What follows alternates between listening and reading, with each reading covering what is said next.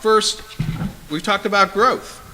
Why have we seen such an explosion of growth in the all-inclusive market in the last 20 years, and do you think that growth will continue?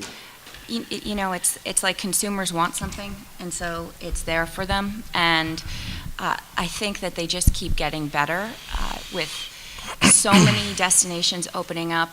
Consumers get a taste of it, and then they want to go back, but they want something maybe in a different destination and something that they can feel safe with. And that's what an all-inclusive actually provides, the ability to go someplace, and even though you're in someplace new, you actually don't have to leave. Isn't that why all-inclusives first started?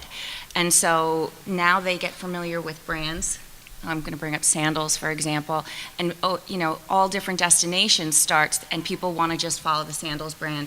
They feel comfortable with it, so now they're going to places that they never thought they would go: Grenada, Antigua, St. Lucia, Barbados. That now there's even more. There's the sandals in Barbados. Now there's more all-inclusives coming in Barbados. So it's kind of like this domino effect, and I think consumers just want to know they can pay for something, not have to get their credit card out again. It's all budgeted, and they can walk away with a great experience. To Scott, why do you think that there has been this explosion, and do you think, I mean, hopefully for your sake, that will continue, because you sell it, you sell packaged, you package it all together, but why have you seen the explosion? Yeah, I think it's a lot what Jennifer touched on. It has everything that almost anyone is looking for, I think, and we'll probably go into it a little bit later, but the diversity among what the offerings are, specialization, from the budget conscious to the luxury to the flexibility to choice, really all-inclusive fits everything. So I think that's why you've seen the great growth and why it's so popular, because you could take a big, large chunk of the population, and somehow all-inclusive always seems to fit within that, with a different diversity within that segment. So I think it just appeals to everybody. I agree. And Steve, your reaction to that?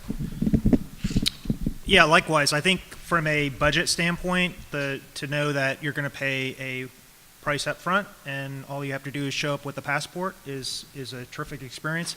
And I have to say, being at a resort where you don't have to carry around a wallet is also a great feeling. And so I think customers are very much attracted to that. And as Scott mentioned, the number of options have really exploded, where you can get the kind of experience that you specifically are looking for and not a more generic experience. Yeah, no, it has specialized and it has diversified in the market. And let's turn to the two Franks who are actually responsible for a lot of this growth and it's to come. Yeah, I'll go first. I mean, today's consumer is looking for a lot of value for their dollar, and I think a lot of all-inclusives have positioned themselves as offering a lot of value.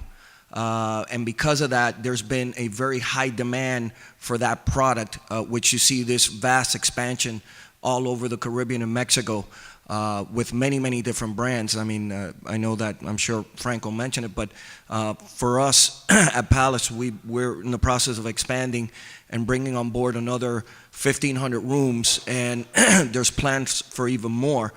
Because there's such a demand from this market. Well, not only this market, but even the Canadian market and the European market have seen an explosion in interest for the all-inclusive product. And as we continue to raise the level of what we're offering at the all-inclusive level, the consumer is seeing a lot of value in that type of vacation experience. So because of that, I think that you're going to see even more inventory and more product at all different levels, from the entry-level type all-inclusive package to the luxury level. You're going to continue to see that trend grow throughout the Caribbean and Mexico. And Frank, you have a lot of brands. Talk a little bit about what you see the growth going. Yeah, I tend to agree with what everyone said. It's obviously a value proposition, but I also think that people have become accustomed and are expecting and demanding a lot more for all-inclusives, and the all-inclusives are stepping up and delivering those demands. Now you're seeing big brands. For example, we have the all-inclusive Hard Rock hotels, which 6, 7, 8 years ago, you would have never seen a big brand. Hyatt came into the marketplace. Nickelodeon came into the marketplace. So now the big brands are realizing that value proposition really plays a big role into what a consumer is looking for. Now they're playing into this field. So the fact that amenities have been stepped up, quality of the inclusive has really stepped up, value proposition is there, you're going to continue to see the Marriotts of the world and some of the other bigger brands step into the all-inclusive space just because it does make sense and there are markets that can support it. Now, is it a product for everyone? No, but it's becoming more and more in demand as the years go by.